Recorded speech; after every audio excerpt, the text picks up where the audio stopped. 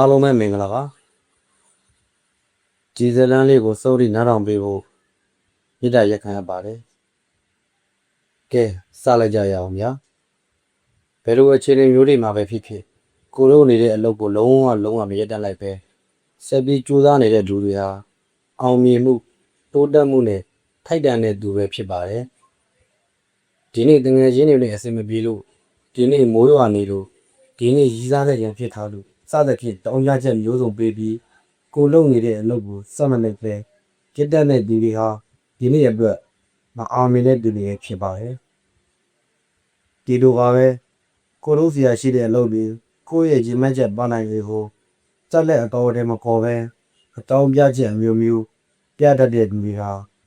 အနာဂတ်မှာမအောင်မြင်နိုင်ပါဘူးဥပမာအနေနဲ့ပြောရမယ်ဆိုရင်မောင်ကတလောက်ကိုသိပ္ပံရှာဖို့ပန်းနိုင်ထားပါခဲ့တလောက်သိပ္ပံရဖို့အတွက်တရက်ကို3သိန်း3500ဝန်းကျင်ရှာဖို့သုံးပြထားပါတယ်နေ့စဉ်နဲ့အမျှသတ်မှတ်ထားတဲ့ငွေမောင်လေးကြီးပြည်အောင်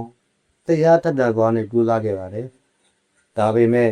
ဒီနေ့မှာတော့သိအစင်မပြေတရားပိကတခုကြောင့်စည်ရနောက်ဆက်ဖြစ်ပြီးသတ်မှတ်ငွေမောက်ထက်အသိန်းလောက်လိုနေခဲ့ပါတယ်ဟယ်ဒီနေ့အတွက်သတ်မှတ်ငွေအမောက်မပြီးဘူးပေါ့ဒီလိုနဲ့မောင်ဟာဒီနေ့အတွက်သတ်မှတ်ငွေအမောက်မပြီးခဲ့လို့တလအတွက်ဒိဗီယာရှာမဲ့အစီအစဉ်ပြက်ပြီးလို့တွေးမိသွားခဲ့ပါတယ်ဒါကြောင့်ပဲတလဒိဗီယာရှာမဲ့အစီအစဉ်ကိုရပ်တန့်လိုက်ပြီးဒီလိုပဲပိုက်ဆံရှာမြဲတိုင်းရှာနေခဲ့ပါတယ်တရက်တာအတွက်သတ်မှတ်ထားတဲ့ငွေမောက်မရှိတော့တော့မှုပိုက်ဆံကိုလည်းရှာကျင်တယ်လို့ရှာတယ်လုတ်ကျင်တယ်လို့လုပ်နေတော့မှုမောင်ရဲ့တလငွေဟာတိတ်တရာမဟုတ်ပဲတိတ်60သာဖြစ်သွားခဲ့ပါတယ်တကယ်လို့မောင်သာအဲ့ဒီနေ့အတွက်သတ်မှတ်ပိုက်ဆံမပြည့်ခဲ့ပေမဲ့နောက်နေ့တွေမှာ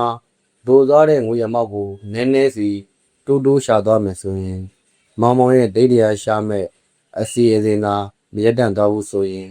မောင်ဟာတလအတွင်းတိတ်တရာရခဲ့မှာပါမောင်ကဗန်းနိုင်မရောက်ခင်ရက်တန့်သွားတဲ့အတွက်ဗန်းနိုင်ကိုအမှန်တကယ်မရောက်သွားတော့ပါဘူးနောက်ပြီးတိတ်တရာမှာ60ပဲရခဲ့တာမို့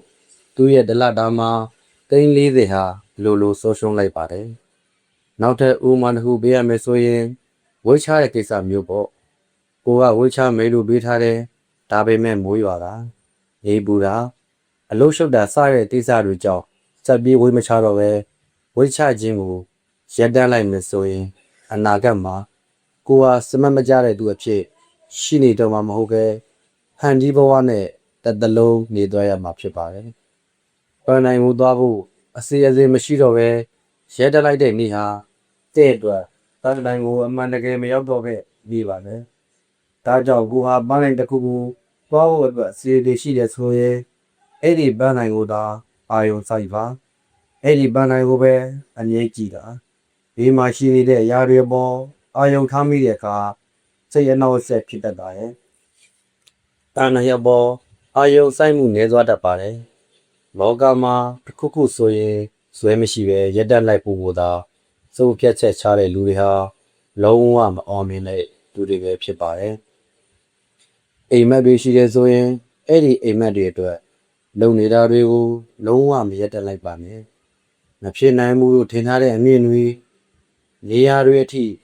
ရောက်အောင်ကြိုးစားပါအားလုံးပဲကျေးဇူးတင်ပါတယ်